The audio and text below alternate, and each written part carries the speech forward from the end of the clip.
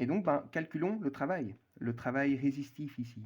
Donc pour ça, bon, on va déjà se choisir un système d'axes. On va se choisir X, par exemple, vers la droite et Y vers le haut. Et donc, calculons le travail de la force résistive, c'est-à-dire le travail, on se souvient, donc c'est la force fois le déplacement. Et donc dans ce cas-ci, la force, on cherche le travail de la force résistive, c'est FR fois le déplacement de son point d'application. Et donc ici, c'est DR.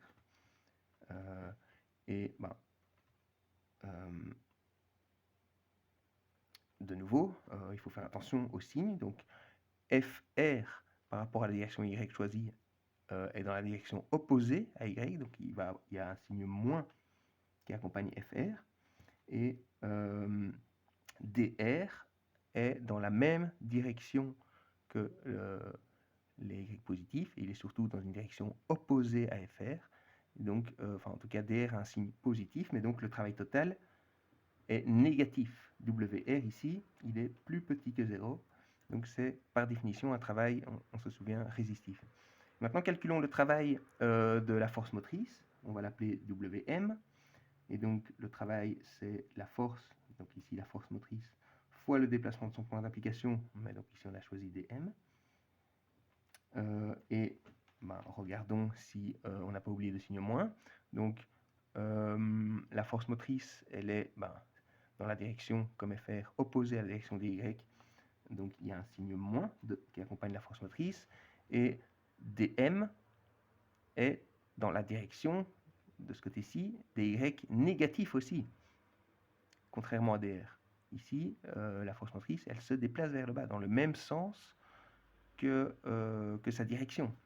Et donc il y a aussi un moins par rapport à la direction dy qu'on s'est choisi. Et donc au total, le travail moteur, il est positif. Moins fois moins, ça fait plus. Et donc on aura Fm fois dm qui est plus grand que 0. Et donc c'est un travail moteur par définition. Et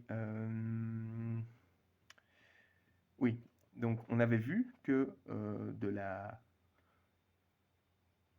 condition d'équilibre statique de rotation, donc on sait que Fm, la somme des moments est nulle, donc Fm fois Bm égale moins,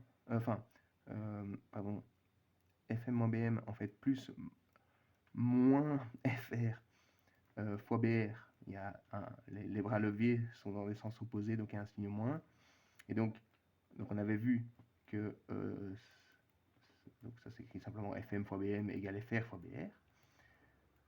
Et donc ici, si on veut calculer par exemple le rapport pour comparer le travail résistif et le travail moteur, c'est-à-dire que si leur rapport vaut 1, ils sont égaux. Donc on va calculer WR sur WM, et donc ça vaut moins FR fois DR divisé par Fm fois dm. Et on avait donc ici exprimé dr et dm en fonction des bras moteurs et du sinus de l'angle. Donc on va remplacer simplement dr et dm par ce qu'on avait trouvé. Donc on a moins fr fois, donc dr c'est br fois sinus de l'angle. Et au dénominateur, on a Fm fois dm, donc c'est-à-dire le bras moteur fois le sinus de l'angle. Et on voit que c'est bien, les angles se simplifient, ça tombe bien. Et on se retrouve avec donc le rapport du travail résistif et du travail moteur qui vaut, donc au signe près, Fr fois Br sur Fm fois Bm. Mais ici, la condition d'équilibre statique de rotation, elle nous dit que Br sur Bm, on se souvient que ça serait écrit comme Fr sur Fm égale Bm sur Br. Et donc si on veut donc Fr sur Fm ici par exemple, Fr sur Fm, on peut le remplacer par Bm sur Br. Et donc on se retrouve avec un rapport du travail résistif et du travail moteur qui vaut donc moins Fr sur Fm. Donc c'est des multiplications, hein, donc on peut c'est la propriété de l'associativité. Et donc FR sur FM, ça vaut BM sur BR, que multiplie BR sur BM. Et donc tout se simplifie. Les BM se simplifient, les BR se simplifient, et donc on se retrouve avec, au signe près, moins 1. Si on avait calculé le rapport des valeurs absolues du travail, il n'y aurait pas de signe moins. Et donc on aurait 1, et donc le travail est identique. C'est-à-dire que WR, en valeur absolue, est égal à WM. Le travail moteur est égal au travail résistif. C'est-à-dire que le travail est conservé. Il n'y a pas de création d'énergie. Mais, attention, dernière chose, on se souvient que le travail, c'est la force fois le déplacement. Donc, si la force résistive est en effet plus grande que la force motrice, alors le déplacement de la force motrice devrait être plus grand que le déplacement de la force résistive. Donc, si la force motrice est plus petite que la force résistive, alors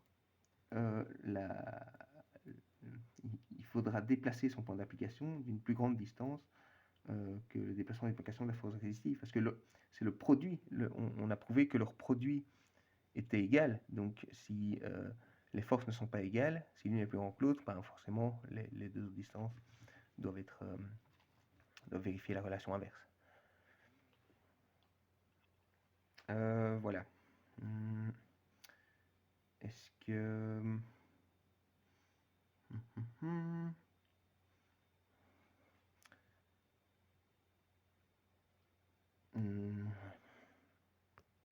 Alors, donc, voyons vite fait, allez, en 10 minutes, la poulie et le treuil.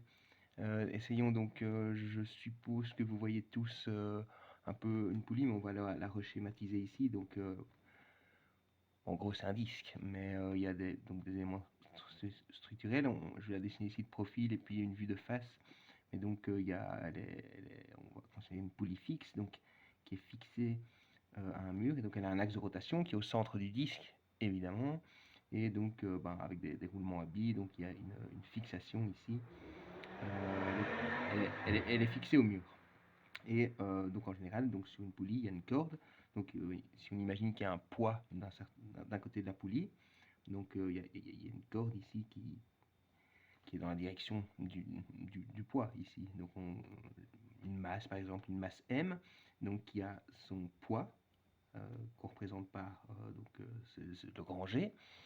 Et donc cette corde, elle arrive ici, elle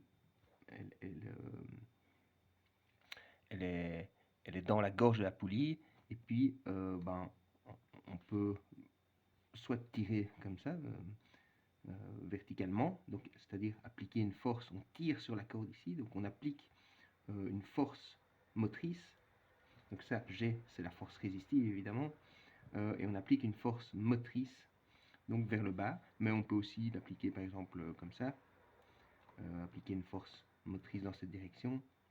On va voir que ça ne change rien dans les calculs. Je vais mettre un petit prime ici pour montrer que ce ne sont pas les mêmes. Et donc, vu de profil, la poulie, donc il y a simplement une gorge pour s'assurer que la corde reste dans la poulie. Et donc, on a l'axe de rotation et la fixation. Ici, on a l'axe qui dépasse, disons, un système de roulement à billes. Et puis, donc la fixation de part et d'autre qui vient se fixer au mur. Donc. Et donc, la poulie est libre de tourner autour de son axe de rotation. Et donc, on a la corde ici, évidemment, si on la représente comme ça. Donc, calculons l'avantage mécanique déjà. Si on repart de la définition de base, l'avantage mécanique, c'est le rapport entre la force résistive et la force motrice. Dans ce cas-ci, l'équilibre, en fait, même, on va de nouveau partir de l'équilibre de rotation, parce que on voit que quand on applique, si on n'applique pas de force, le corps descend, et si on applique une force supérieure à la force d'équilibre, on va soulever le corps. Donc, il existe une force juste à la limite, telle que le système soit en équilibre de rotation. on va déterminer cette force, on va calculer, comme pour les leviers, la condition d'équilibre, ce qui nous permettra de trouver un rapport entre FR et FM, et donc de déterminer l'avantage mécanique. Et donc dans le cas d'une poulie, je vais encore simplifier ici le dessin, donc le schématiser encore plus. On a simplement un cercle, et un cercle, ça a un rayon, et donc on a, disons, le point d'application disons, le point où la corde quitte la poulie, quitte le dernier point de contact entre la corde et la poulie. Disons qu'il est ici horizontal, vu que la corde est verticale. Et donc, la corde, il y a une tension dans la corde, même si, je veux dire, le point d'application de la force résistive est sur le centre de masse, disons, de la masse qu'on soulève, elle est transmise à travers la corde via sa tension, et donc c'est comme s'il y avait une force ici, la même force résistive, qui est en fait la force dans la tension de la corde, mais qui provient de la masse qu'on soulève. Et donc son point d'application, il est ici à l'endroit où la corde quitte la poulie, et cette force, donc elle exerce un moment de force avec son bras de levier, qui est comme toujours le vecteur qui va du centre de rotation. Donc, dans les leviers, c'était le point d'appui, mais c'était le point de pivot. Et donc ici, le point de pivot, l'axe de rotation, c'est le point de référence. C'est le point par rapport auquel le système tourne. Et donc, le bras résistif ici, comme pour les leviers, ce sera le vecteur qui va du point de l'axe de rotation jusqu'au point d'application de la force. Donc, ce sera ici le rayon. Mais donc, on va de nouveau se donner un système d'axes, chaque fois qu'on doit écrire les valeurs de vecteurs. Et donc, le moment de la force résistante, c'est, donc, définition des moments dans le formulaire, c'est la force résistante fois son bras de levier, donc fois BR ici, mais BR, donc ça vaut, donc la force résistante, il y a un signe moins, donc je vais réécrire, par rapport à la direction Y que je me suis choisi, la force résistante, elle est dans la direction opposée. Donc la force résistante, c'est moins FR fois, alors le bras de levier, donc on a ce vecteur-ci, pour le bras de levier de la force résistante, et donc ce bras de levier il est dans la direction des X négatifs aussi, donc il y aura un signe moins, et ce bras de levier il a comme longueur le rayon de la poulie, qu'on va appeler R, le rayon de la poulie. On nous le donne, ça en général, sauf si on doit le trouver, mais alors on connaît le reste, mais le rayon de la poulie on nous le donne. Disons ici R égale 20 cm par exemple, si vous voulez absolument associer une valeur numérique. Mais donc on aura le bras de levier de la force résistive, c'est ce vecteur R avec un signe moins, parce qu'on est dans la direction des X négatives. Donc on aura fois moins R. Et donc au total, le moment est positif. On a FR fois R. Donc par exemple, si la masse vaut 5 kg, la masse à soulever, on n'aura que le moment de la force résistive, ce sera FR qui vaut le poids, c'est-à-dire M fois petit g, donc 5 kg fois, je vais arrondir 9,80 mètres par seconde carré à 10 mètres par seconde carré, fois le rayon de la poulie, ici par exemple il vaut 20 cm, c'est-à-dire, attention, système international, 0,2 mètres, et donc on a 10 fois 0,2, ça fait 2, et puis fois 5, ça fait 10. Donc le moment de la force résistive, il vaut 10 newtons fois mètre. J'en avais pas encore parlé, mais le moment, vu que le moment d'une force, il est défini comme une force fois un bras de levier, une force, c'est en newtons, et un bras de levier, c'est en mètres, c'est une distance. Donc les unités d'un moment, comme le travail, c'est des newtons fois des mètres. Vous voyez, c'est très simple. Et donc maintenant, calculons donc l'avantage mécanique.